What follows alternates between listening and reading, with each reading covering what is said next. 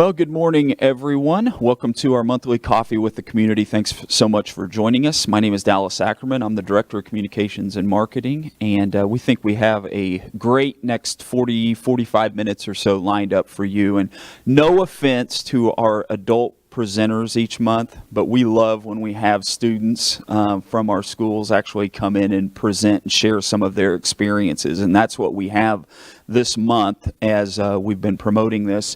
You can see up here we're talking college and career readiness, and we are joined by Ms. Colleen Jones. Colleen is going to introduce some of our guests here today and then get us started. And so at this time, I'm going to introduce Ms. Colleen Jones. Thank you, Dallas. Thank you.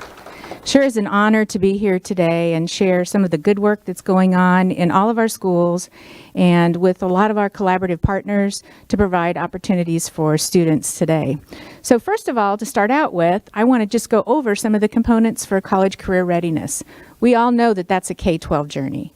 It's not something that just starts at the secondary level or it just starts at some level, but it is a K-12 journey, helping everyone to start thinking about what is it, that I'm passionate about? What are my skills? And what could be something that would be a match for me at some point as I grow up? So today, I just want to share a few things with you that we've learned from some of the research that we've gained. First of all, our goal in Liberty Public Schools is that every student is college and career ready. So what is that? That's hard to define. And as educators, we've worked to define exactly what that is. And a lot of times for every student, it's something that's different. It's individual. And so that's the challenge that we have with personalization of learning. And how do we find what that is? And how do we meet those needs and make sure that every student is prepared? So here are a few areas that we've learned from some of our research that students need to have solid content areas. They need to know what that content is. They need to have good communication skills. Our employers are telling us that written and verbal form communication skills are what's needed everywhere. Also, dependability. Students need to be dependable. Workers need to be dependable. Be there every day. Be on time, be present, and be aware. Taking an initiative. That's something that a lot of our employers are looking for. What is that ingenuity, that initiative, that drive that helps to create products that's necessary for a company or for a team? A new word that we've learned about recently is the word agile, flexible, agile. Agile is something that in our ever-changing world, we need to be adaptability, but we need to be agile to be able to adjust to what those needs are. And that's much quicker than it's ever been before. That might be in the area of technology. It might be in several other areas, but agility is what we've heard from some of our, especially in our computer science areas, that's what's needed. Teamwork is everywhere. Some of the students today might talk a little bit about how that they work in teams when they're out in some of the companies.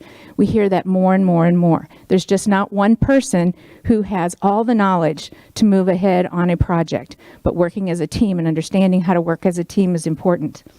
Innovative and creative, we talked a little bit about, but also service-oriented. How do we help people understand that helping to support others is really a customer service focus, but by doing some community service projects, we're hoping that students are able to make that connection, that is just part of who we are. And experiential learning, so that they have the experiences to find out what it's like, not only in the classroom with the great experiences they have there, but then also with some other opportunities that are outside of the school. So what do we use to help students define where some of the areas are that they're passionate about? We use career clusters, and that's from the Department of Elementary and Secondary Ed. You can see how that there are 6 different areas: health services, industrial engineering technology, human services, natural resources and agriculture, business, and arts and communication. And within that whole scope, there are 72 different pathways. So what our students do at the secondary level is take surveys to kind of find out where their interest lies. That doesn't mean that that is a pathway that they're stuck in and that they're destined for, but they can move about quite a bit. But exploring it and having opportunities for experiential learning is what we want them to do. It's as important to find out, oh, I'm really not interested in that career field, as it is to find out that's really what I really want to do for the rest of my life. So having those experiences and opportunities before they move on to any kind of post-secondary work or moving on to a career is important. How do they get a jump start on college? Well, in our schools, we develop a personal plan of study for 6th through 12th graders with the help of the counselors at each of the buildings. That helps with not just planning their years through secondary, but also what are some of those passions and what are some of those additional opportunities that they can take part of. One thing that we use are the career clusters, which I just mentioned a little bit earlier, and a program called Family Connections. Family Connections are what students log into to have an opportunity to find out about careers, colleges. Through the Bureau of Labor Statistics, there are a multitude of different types of careers that are listed there for students to find out a little bit more about what's available to them. What's the demand for those careers in the future, and also what are the salaries according to geographical areas. It's also an awesome tool for parents to find out about colleges and to know what type of in-state, out-of-state tuition, what are some of the courses that are provided, undergraduate degrees, graduate degrees, extracurricular activities. So if, as parents, if you have not had a chance to log into Family Connections, I certainly encourage you to do that. And you can always contact your counselor to find out specifically how to do that. AP and dual credit. In our district, we pride ourselves in having a lot of opportunities for AP and dual credit. We know that rigorous coursework at the high school level helps prepare our students for college level work. And so we encourage students to take AP courses or dual credit courses so they are prepared for that next level. And as you can see, we have 18 courses that are AP and 22 courses for dual credit. We also provide ACT for all juniors. This was an initiative that was started by the Department of Elementary and Secondary Ed a few years ago, but that's an opportunity for all of our students to take that ACT and find out how they could possibly do in college. Some may not be destined and thinking that they're going to college, but once they take that ACT, that gives them maybe a different look on what they can do in the future. Then also post-secondary planning with their school counselor and looking at what some of the options are to help them as they matriculate forward. I also want to mention that in Family Connections, there is a page for scholarships, which is great. A lot of parents like to see what those local scholarships are, regional, national scholarships. That's all in one data bank there in Family Connections. And I want to thank our counselors for putting that together because that is really a very valuable tool for parents. And I can say that because I have 4 kids of my own, so I know what it's like moving to that college level. So what does it look like in Kansas City? We have a good partnership with the Mid-America Regional Council to find out about what some of the key industries are and needs in the Kansas City area. And although these look like they're pretty big and global, we are living in a thriving community, not just in Liberty, but also in Kansas City. There are a lot of needs. And I know that I probably will see several of you shake your heads and agree that engineering and architecture, yes, that's one. Information technology, that's everywhere. We've also heard that over 80% of the jobs anymore includes technology, and that's only growing. And we know that that's happening because I think in all of our jobs, we use technology hourly or more frequent than that.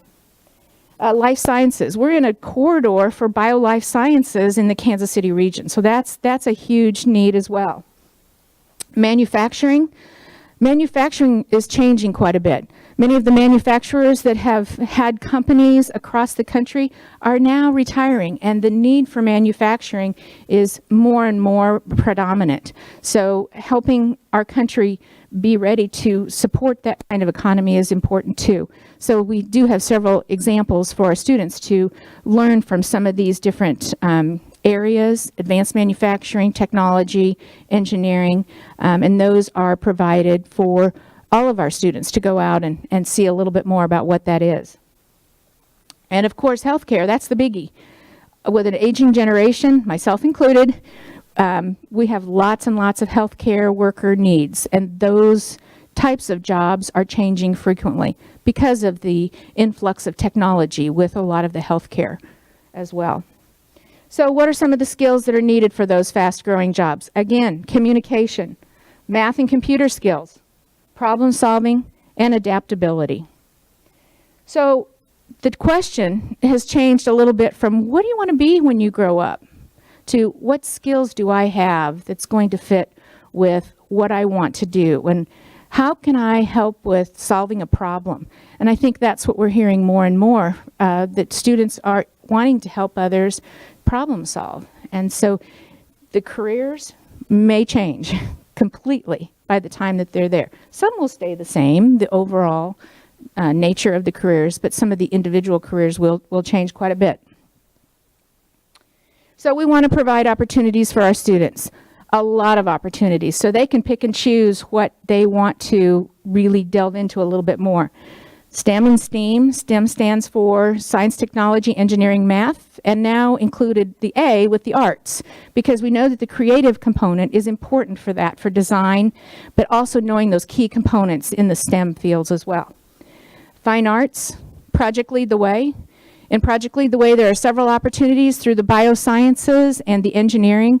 There are a set of courses that matriculate through a capstone course at the high school level for students, and we have lots of students that are enrolled in that. That does start at the 9th grade year, but for engineering, we also have an opportunity at the 8th grade year to sign up for gateway classes.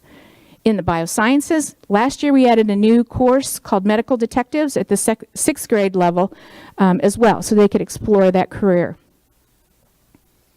Along with extracurricular activities, that many activities for Liberty Public Schools, FIRST Robotics, we're also very, very proud of the one-to-one technology that we have.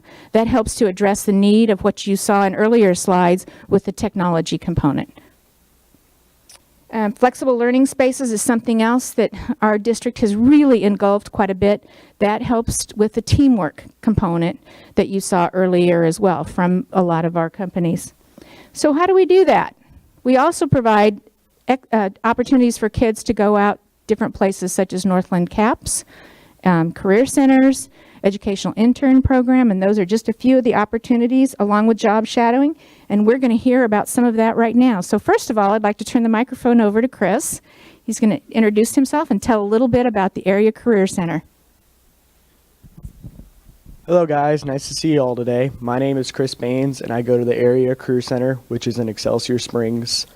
The structure of my day, I go to Liberty for half of my day, and then I go to the Career Center and I do electrical trades there. So we do a lot of different stuff there. One thing we do a lot, especially during the winter time, we hang up the tree at the Hall Waters and we do lighting at the Lane of Lights. So we incorporate a lot of community service with our program. And one big thing we've also been doing is we have a house that we've been working on. We're wiring a house. We do smart wiring. We learn all the different wiring kind of stuff we can do. And there's so many opportunities that you have. And I am going to the lineman program at MCC in the summer. So I will be doing transmission work, working with transformers, power lines, all that kind of stuff. And it's definitely growing. It's a growing industry. So. Thank you, Chris. So that program is open to all juniors and seniors. We are fortunate in Liberty to be associated with 2 career centers, the Northland Career Center as well. But I want you to just take a look at what some of the opportunities are at the Area Career Center in Excelsior Springs, because they have now gone further in depth with some of their programs where they have not only the first course but also the second course. And I can say a lot of employers are looking to those career centers for students who are ready to move into those positions following graduation. Northland Career Center is in Platte City, and you can see the amount of opportunities that they have there as well. They are also adding new ones. Some of the ones that are popular right now: diesel technology, culinary arts, construction technology, HVAC. They just added the aviation technology this last year. So a lot of opportunities for them as well. They do spend half a day at each of those centers. And Chris, I know that you need to get on the bus to go to your career center, so thank you for being here this morning. We certainly appreciate it. Yeah, no problem. Okay. You can just come in front, that's fine. You can also see some welders up there in the picture that are ready to do their thing. Another opportunity that we have for our students in Liberty is job shadowing. And that program started 3 years ago, where students at any of our high schools and academies are able to fill out an application and talk about what they're interested in. Job shadowing could be for an hour, 2 hours, but that's it. And so students can have a quick little dive to find out this is something that I'm interested in, or it's something that I'm not after they shadow. I've had those as well. And then we also provide another opportunity for them to shadow in another career field. So I do have to tell a funny story about that. I did have a student who wanted to be in graphic arts. So I set her up for a shadow experience in graphic arts, and she came back in about 3 months later. And I said, "How was your shadow experience?" She said, "It was absolutely wonderful. I never want to do that in my life." So I said, "Oh, I see you have dermatologist here, and that's what you'd like to do." So that's exactly what we did next. And that's what this is all about. There's no right or wrong answers. It's just opportunities. And so today I've asked a student from Liberty Academy, David Seone, did I say that right? To share a little bit about his job shadowing experience that he had this fall. So David? Hello, I just want to say it's a pleasure to be here. And this job shadowing opportunity was brought to me by my counselor, and I got to meet Miss Colleen Jones. She's a very wonderful lady, and she set me up very quickly with the job shadowing opportunity as soon as I filled in my application and gave it to my counselor. And I got the opportunity to interview Mr. Gary Majors, who's the district director for safety and security here at LPS. And he's as well a very wonderful person. He afforded me the opportunity to meet with him in his office. We sat down, had a very nice conversation, and this was all about the KCPD, the Kansas City Police Department, because I had a certain interest in joining that career field, and his prior experience working there for many years led me to his guidance, and he answered very many questions that I had. And overall, it was just a very wonderful experience, and I had a great time. And like going through this experience, I found out that there are very more opportunities that I have, and I can, like it says up here, I can do any of these job shadowing opportunities that I have. For me, this experience was more for an interest in this career field that I plan on looking into. So when I turn 18, I plan on doing more in the Kansas City Police Department, such as doing ride-alongs and all that kind of thing. So thank you. Thank you. Thank you. Thank you, David. That's great. So also, we are fortunate to have an educational intern program. We know it as EIP. We call it EIP at LPS. And so today I have several students from both Liberty High School and Liberty North to share a little bit about this program. I tried to do some research and find out how long this program has been in existence. What I could come up with is that it's been here at least 20 years. So it's been around for quite a while. And we've had lots and lots of students who are interested in the teaching profession, but want to have that deep dive into finding more about what that's like and really working with students. So here are some of the areas that the EIP program works with in some of their units, but I'm going to let some of these girls tell you a little bit more about their experiences firsthand. So girls, if I could have all four of you up here, we'll just hand the mic down.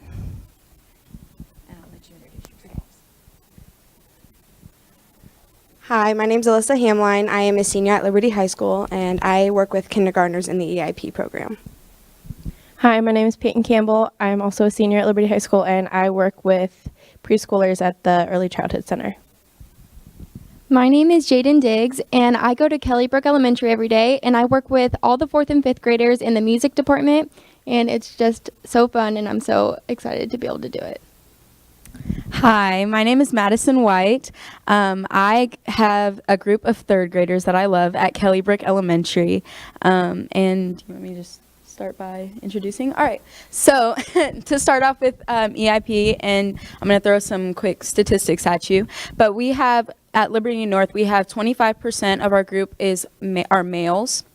And we have 70 students total with 11 different schools. So we're definitely have a wide basis covered there. And I mean, the program itself is just phenomenal. I myself have grown to love these kids, obviously. They know my schedule better than I do. So relating back to what Mrs. Jones said about dependability and that teamwork and stuff, that at the end of the day, these kids really do look to you for guidance, and they want you there every day. They look forward to that for you working with them. They always are hoping that they get picked to go out in the hallway with me and have all of those experiences, and to be able to form those bonds with those kids is really awesome, and it's really amazing, and I couldn't ask for anything more. And while I'm in my classroom, it's just like every day is different, but I wouldn't change it for the world. Sometimes I'm helping the kids like learn like notes and spaces, things like that. And I love music. It's always been like a big part of me. So being able to share that with little kids and having them be so amazed by the things that can be created by music and things like that. And we don't always just, I don't always just go there and kind of help out with little things, kind of like a teacher's assistant. Sometimes it's like that. And sometimes I even sing for them. Sometimes I help them learn different things that they're not completely comfortable with yet. And I just try to make the best environment for them. Also, like on Wednesdays, we stay at Liberty North once a week.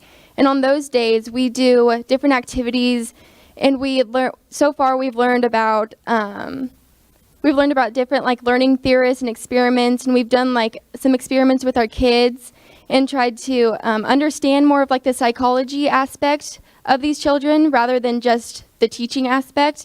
And it's just really a great program. And I'm so thankful that I got to know about it as a junior so I could become doing this as a senior. And it's just such a great program. And thank you for the opportunity to be here.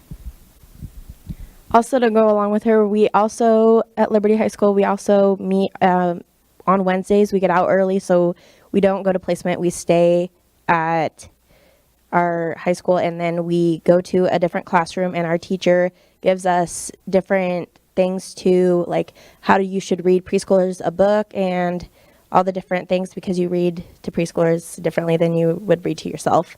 And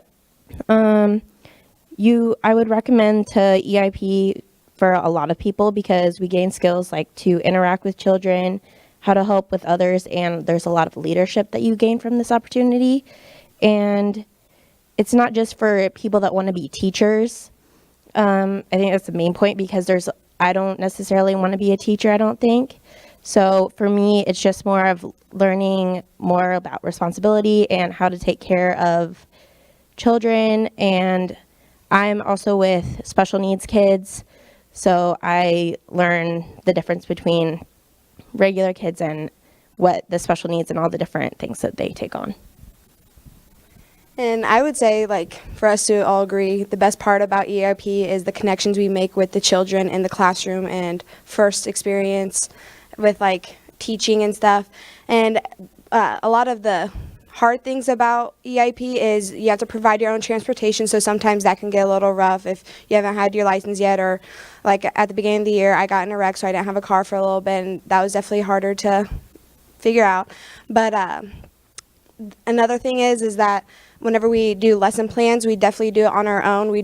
We might go to like our teacher and ask for like some tips that we could do to like help it, like make it better. And I know, like, for me, I would like to be a teacher whenever I grow up, and this is just, like, I'm so happy I got this experience, because I absolutely love the kindergartners I work with, and it definitely, like, gives me a mindset, a mindset of, like, where I want to go into teaching, because I've been thinking about doing special ed or, like, early childhood, and so that it really does give me, like, a basis of what to go back to. So, yeah. Okay, so, you want me to go? Okay, so whenever I walk into placement every day, everybody's like, oh my gosh, yay, you're here, or why are you so late? Where have you been? And then they always want to come up and give you hugs, and when you leave, they're always like, oh, and then they give you a hug and they say, I'll miss you. When will you be back to see me? And that just breaks my heart because I love my preschoolers. Okay, so as far as the actual like curriculum and stuff, my mom is actually a teacher in Liberty Public Schools at Kelly Brook. She teaches 5th grade. And it's cool because, you know, having her as my mother in the district, I see a lot of the behind the scenes with things like you mentioned, Project Lead the Way. And so being able to actually see those things implemented into the classroom and physically being able to be a part of that and having those lessons planned and making those experiences for those kids better, that actually is really great, as well as being able to come up with your own things and be innovative in yourself. My teacher, Mr. Young, is great. He always asks me to put my input in, so I kind of feel like I make the lesson plans along with the teacher. And we all said, it's just a fantastic program. It is for seniors only, so unfortunately we do have to wait till senior year, but I mean, it's definitely the best part of the day. Is there anybody else? Thank you, and appreciate it so much. Thank you.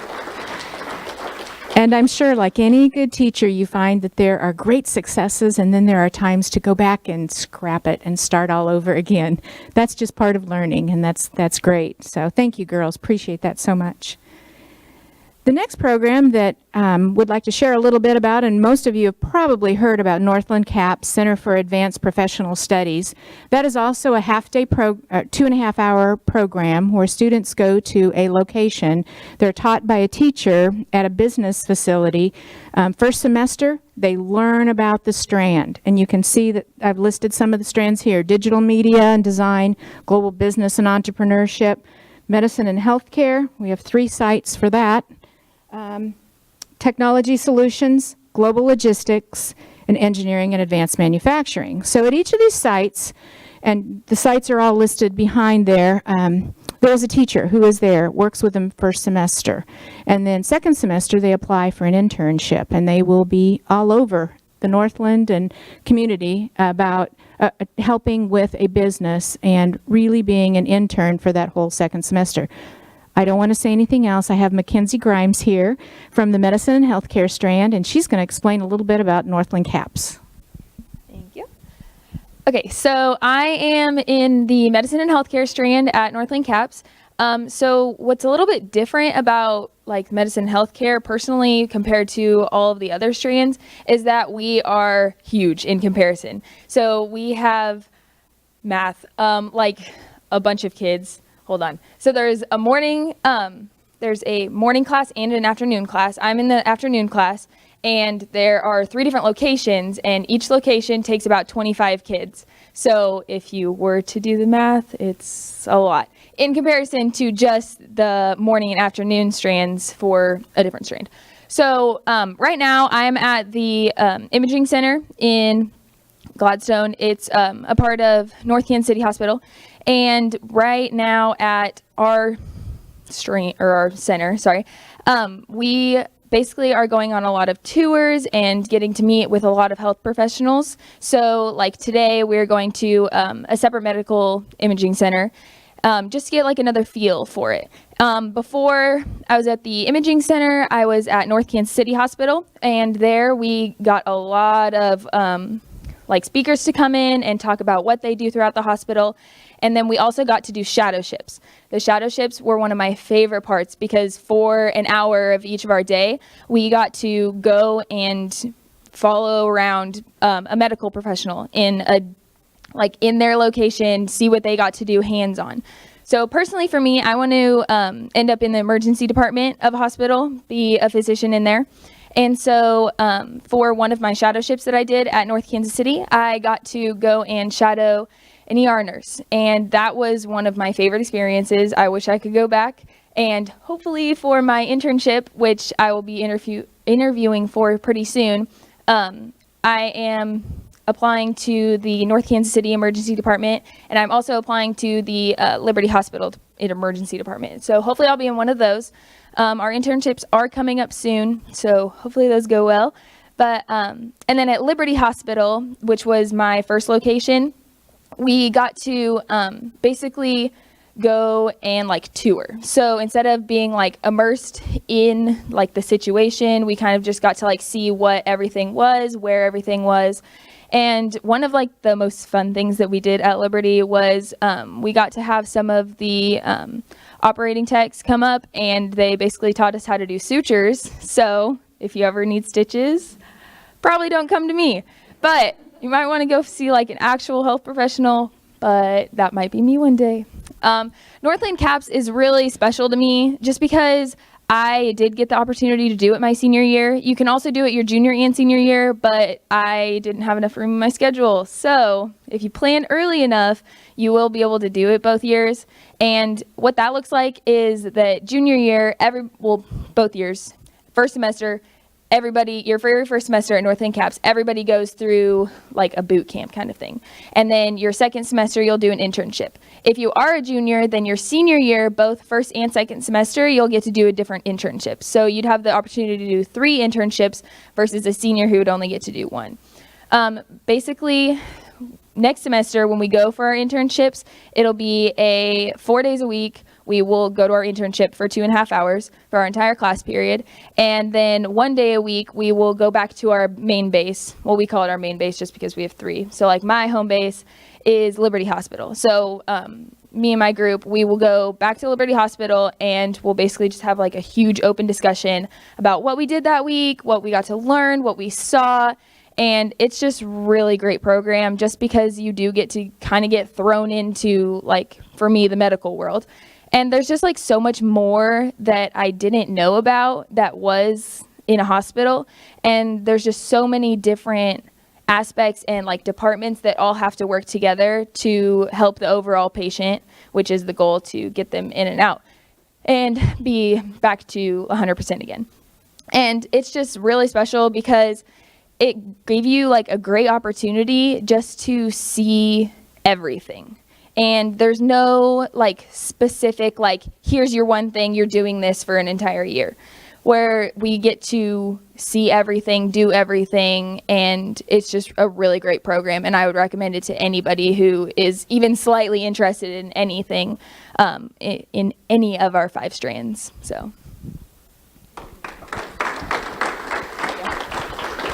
Thank you, Mackenzie.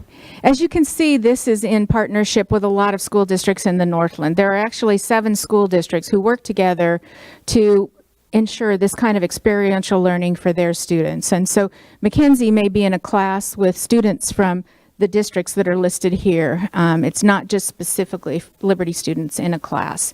But this experience has now been happening for, I believe, this is the 4th year. Thank you, Sandy. Sandy Henshaw, the executive director, is here in the audience as well. And so it's just a great opportunity for kids.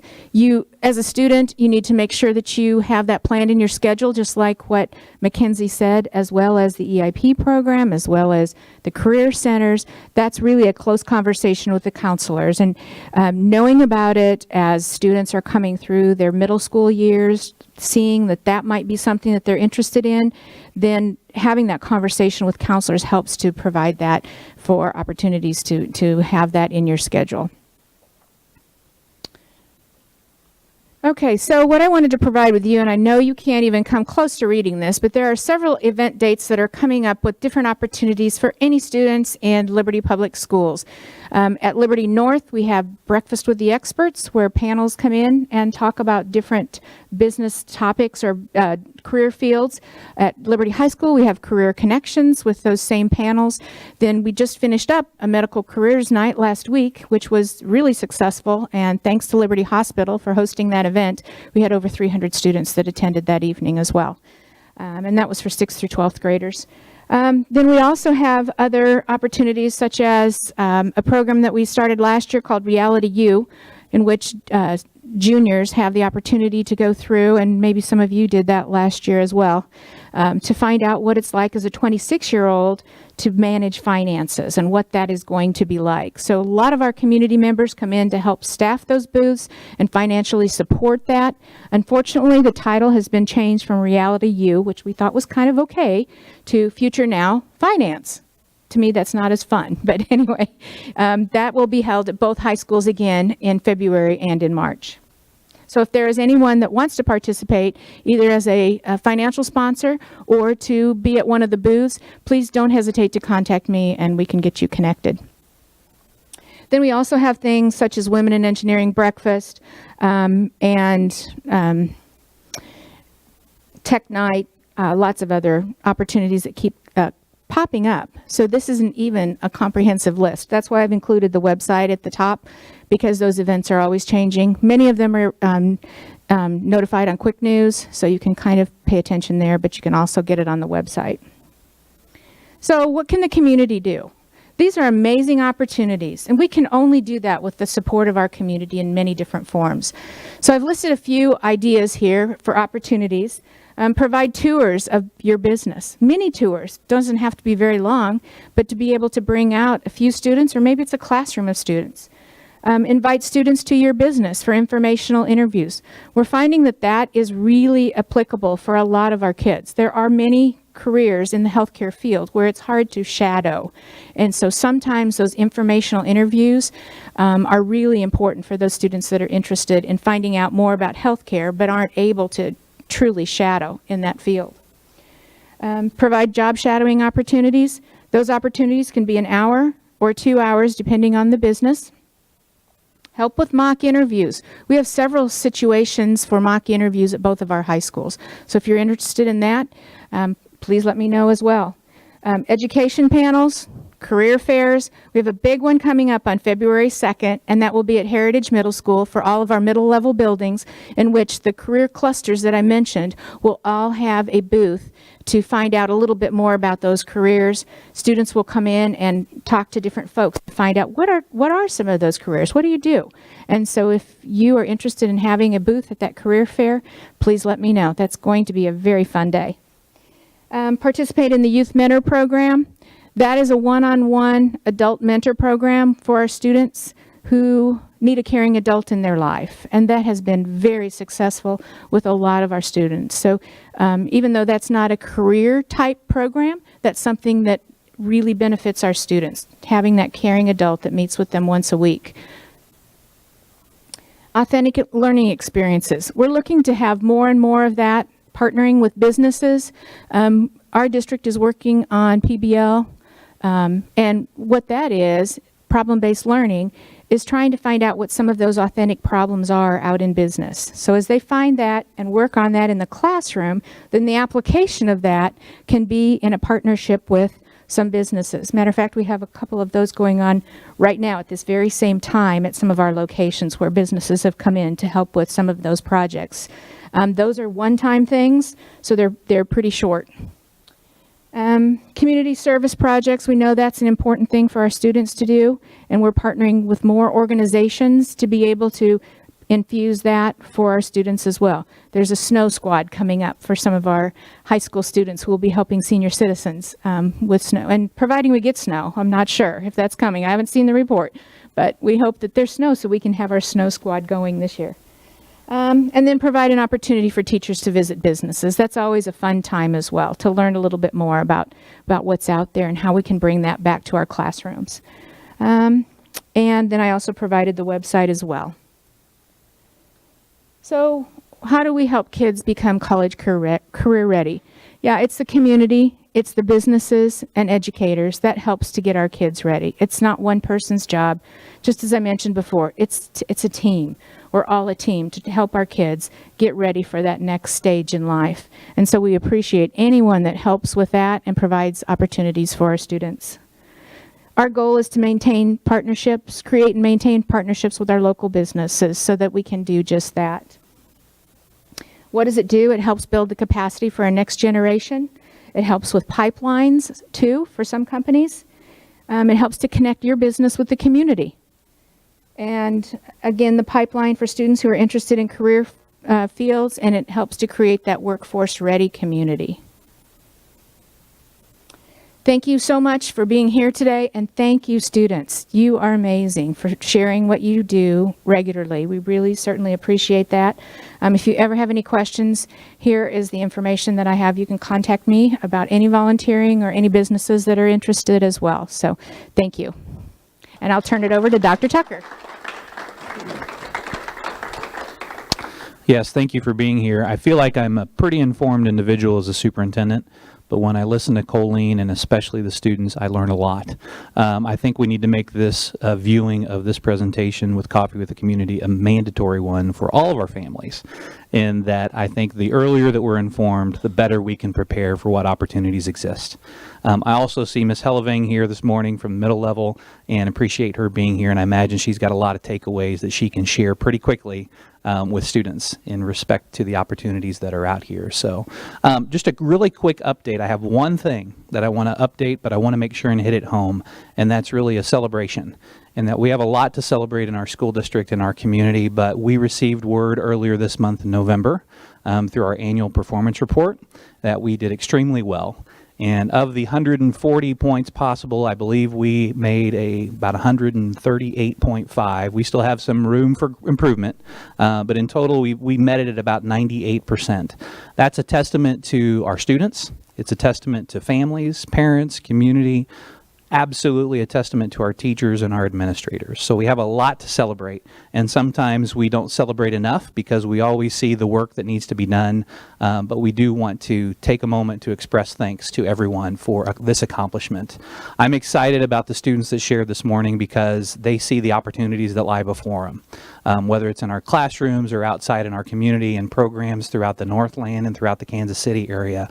One of the things that I talked with earlier this week with Sandra Henshaw about at Northland CAPS was successful failures. And we sat through some additional student performances and presentations about their experiences in Northland CAPS, and several of them mentioned that they have had some successful failures.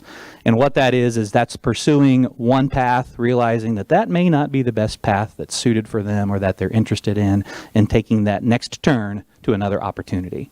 Talk about agile. That's what we want to invest in our kids. And so thank you all for being here this morning. Look forward to continuing this work. And again, providing more awareness for not only our students, but also for all of our families for the opportunities that exist in Liberty Public Schools. If we don't see you, hope you have a blessed Thanksgiving.